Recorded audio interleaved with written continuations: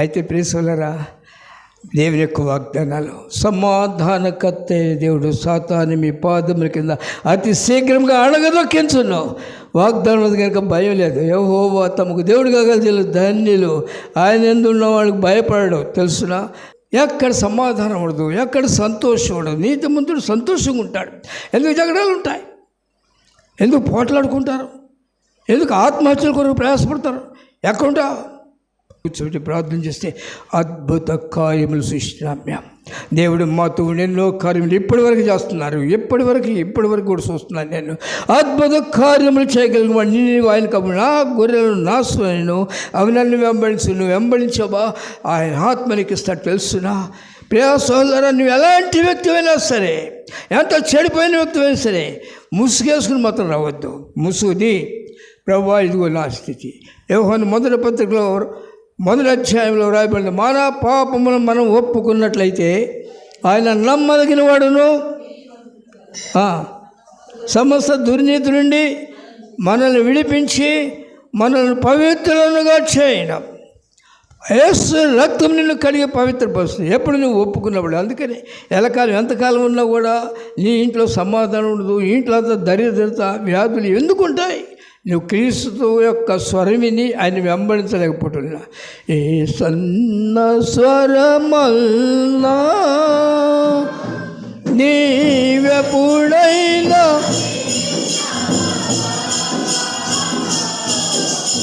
ఏ సన్న స్వరమల్నా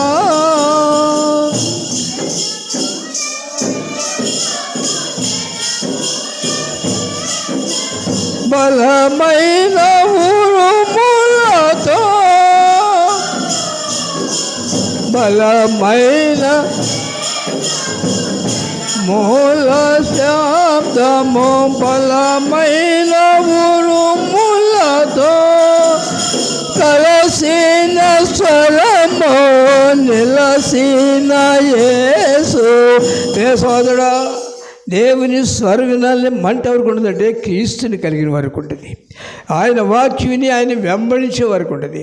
ఆయన రాజ్యం అశాశ్వత రాజ్యం. యాత్రికుడు నేను ఈ లోకాన్ని విడిచిన తర్వాత నా ప్రభుత్వం నేను ఉండాలని మంట కలిగిన వారు ఆయన స్వరం కొరకు ఆశిస్తారు, ఆయన స్వరం వింటారు, ఆయనలో సంతోషిస్తూ ఉంటారు. వారు ఎక్కడ వెనుకాడరు. ఆ స్వరం వినాలి అంటే నీవు దేవునిలో నిత్యము ఏమని రాయబడింది? యెహోవా ధర్మశాస్త్రం ఆనందిస్తూ దేవారాధనలు ధ్యానించువాడు ధన్యుడు, అతడు నీతి కాలువల ఎవరు నాటబడిందాయి ఆ కోవాడక తన కాలం ముందు ఫలమిచ్చేటోళ్ళను అతడు చేయనదంతయు ఆకువాడు. నీ జీవితకాలం ఎక్కడ వాడిపోవు, వ్యాధులు రావు, బలహీనతలు రావు, దరిద్రత రాదు, ఏది రాదు. తెలుసునా? అయితే నువ్వెంతవరకు దేవునితో ఉన్నావు? ఇష్టం నీళ్ళు ఉంటే, ఆశలు నీకుంటే, నీతి కొరకైనా ఆకలిలో ఉంటే నువ్వు పడుకో. ఏమని అయ్యా పద్దాకా పనిచేసి పడుకున్నాను, నీవు ఓపిక లేదు, నువ్వు పడుకుంటే చాలా సవడిస్తున్నాడు. ప్రియ సోదరుడా, అనుకున్న నీ గడిలో ప్రభుస్తే కనుకని కార్యముల ద్వారా మనిషి విశ్వాసం స్థిరపడాలి. ప్రియ సోదరుడా, నా జీవితంలో దేవుడు నన్ను కనికరించి అనేక కార్యముల ద్వారా స్థిరపరిచినాడు. ఈ కార్యములు జరగాలంటే మొదట నీవు క్రీస్తుని హృదయంలో సూటివ్వాలి, నీ పాపంలో ఒప్పుకోవాలి. ఎంతమంది ఒప్పుకున్నారు, లేకపోతే ఎంతమంది ఎలా నాకు తెలియదు, కానీ ఆయనకు తెలుసు. హృదయాంతరంగంలో పరిశీలించే దేవునికి తెలుసు కనుక ఆయన దగ్గర 2 గ్రంథాలు ఉన్నాయి.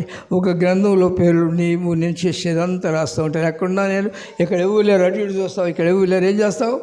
ఎలా పడితే అలా జీవిస్తావు. అదే నేను మారుమనసు పొందాను. మునిగితో కాదు, నీ హృదయంలోనికి దేవుని జీవాత్మ రావాలి. నువ్వు ఎలాంటి వ్యక్తివైనా ఆయన కేక వేస్తాడు, నా స్వరం విను, నన్ను వెంబడించు, నేను నీకు నిత్య జీవం ఇస్తాను. నిత్యం కూడా ప్రేసులరా, ఆయనకు అదే పని.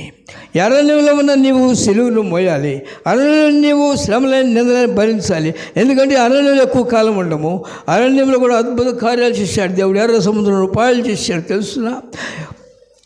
వ్యభిచారిని ఒక తల్లి ఇవన్నీ చూసి అంటుంది, మీ దేవుడు గొప్పవాడు, మీ దేవుడు చేసే కార్యములు మేము విన్నప్పుడు మా హృదయములు కరిగిపోయినాయి కనుక ఆయన మమ్మల్ని, మా దేశాన్ని నాశనం చేయబోతున్నాడు. అయ్యా నన్ను జ్ఞాపకం చేసుకోండి. వినిన వాక్య ప్రకారము నువ్వు దేవుని దగ్గర చేతులు ఎత్తడం నేర్చుకో. ఇంతకాలం అయింది కాదు, ప్రభువా నేనేమై ఉన్నాను మీకు తెలుసు. నా జీవితంలో నేను చేసినవన్నీ వ్రాసినారు. ఒక దినమని నేను అక్కడ నిలబడినప్పుడు నా జీవితం నా మీద సాక్ష్యం పలుకుండేలాగా, ఇదిగో ప్రభువా నా పాపం ఇది, నన్ను క్షమించు. నీవు దేవుని దగ్గర కూర్చొని ప్రార్థన చేయాలి, పాపంలో ఒప్పుకోవాలి. ఒప్పుకున్న తర్వాత మళ్ళీ పాపం చేయలేడు మనుషులు. ఎందుకంటే ప్రేసలరా, సమరయ పట్టణానికి వెళ్ళారు. ఆయన సమరయ పట్టణంకి వెళ్ళినప్పుడు ఒక స్త్రీ అక్కడికి వస్తుంది. ఆమె కంటే ముందే వెళ్ళాడు. ఆ బావి దగ్గర కూర్చున్నాడు, యాకోబు బావి దగ్గర కూర్చున్నాడు. ఆమె వస్తుంది, దినదినం వస్తుంది ఆ నీరు కొరకు. ఏమండి, లోకములో ఆకర్షణ, లోకంలో క్షణికమైన సుఖ సౌఖ్యములు, లోకంలో ఉన్న దాన్ని ప్రేమించిన మనుషులు అతనికి తృప్తి రాదు, ఎంత ఉన్నా తృప్తి రాదు. దినం వస్తుంది కానీ దాహం తీరట్లేదని వ్రాయబడింది.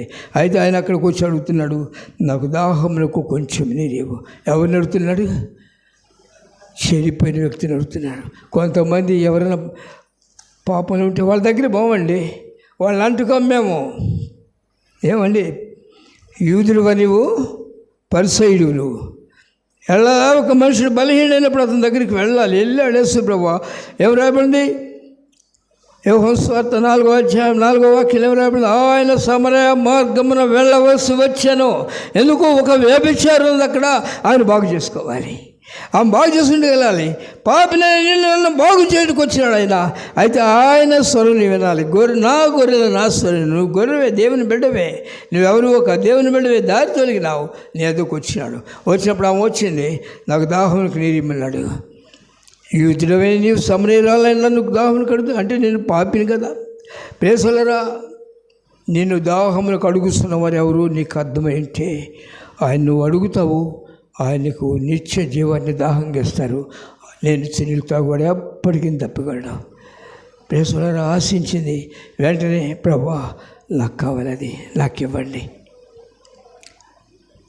అడుగుని అందరికి ఆశలు పరలోకం పట్టడానికి వచ్చాము. ఇక్కడికి అందరూ ఎందుకు వచ్చారు? పరలోకానికి వస్తే వచ్చారా, లేకపోతే సేవకుడు మెచ్చుకోవాలని వచ్చారా? దేనికి వచ్చాము?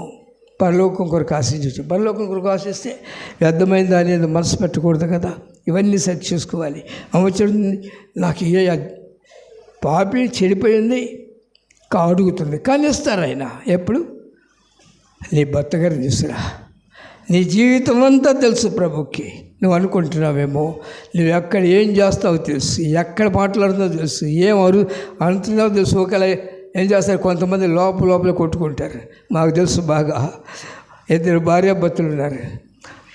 ఒక గది అద్దెకి తీసుకున్నారు ఒక ఇంట్లో. ఒక గదిలో ఓనర్ ఉంటున్నారు, ఒక గదిలో వాళ్ళు ఉంటున్నారు. తడికి అడ్డం ఉంది. ఏముంది అడ్డము? గోడ కాదు, తడికి ఉంది అడ్డము. ఆమె పోతుంది. ఏం చేస్తున్నా? ఆమె కొడుతుంది భర్తని. ఈయన ఉంటున్నాడు, సావు అంటున్నాడు. కొడుతుంది ఎవడు? దెబ్బలు తింటుంది ఎవరు? బయటకు కనపడకుండా పోట్లాడుకుంటారు కొంతమంది. ఆ పక్కన చూసినాడు, ఇదేంద్రా ఈడలా మాట్లాడుతున్నాడు. ఆమె కొడుతుంది, ఈడేమో సావమంటున్నాడు. ఏంట్రా పాపాలు కప్పికొట్టుకుంటావా? ఎందుకు నువ్వు నీటిలోకి సాతం చేస్తూ ఉంటున్నావు? ఆవిడకి వెళ్ళాడు, నాకు నిత్యజీవం కాదు, నీ భర్త గారిని తీసుకురా. నాకు భర్త లేడు. నువ్వు చెప్పింది నిజమే, నీ పాపం వల్ల నీ భర్తను చంపేశావు, కానీ నీకు 5 ఉన్నారు. ఏడ్చింది అక్కడ. ఇది ప్రభు కోరుకునేది. నా స్వరం విను. ఏమిటి స్వరం? నీకు 5 ఉన్నారమ్మా. ఈ నిత్య జీవం నీకు రావాలంటే, ఈ జీవజాలానికి రావాలంటే 5 నువ్వు ఇచ్చిపెట్టాలి. ఏడ్చింది, ప్రభువా నన్ను క్షమించు, నేను పాపిని. తన జీవితం అంతా ఒప్పుకొని ఎక్కడైనా తీసుకొని మీరు దేవుని గ్రంథంలో పాపమును ఒప్పుకొని ఏ మనుషుడు దేవునితో ఉండలేడు. పాపమును ఒప్పుకున్న మనుషుడే ఆయనతో పాటు పరలోకంలోకి వెళ్తాడు. అది పరిశుద్ధుల నివాసము. నిషిద్ధమైనది అసహ్యమైనది చేయువారు ఎవ్వరు లేరు, లేనే లేరు, ఎవ్వరు లేరు, లేనే లేరు. ఆనందమానందమానందమే,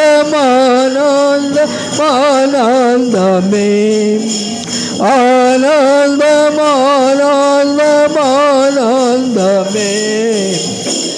నూతన యెరూషలేము పట్టణము పెండ్లికై అలంకారింపబడుచున్నది.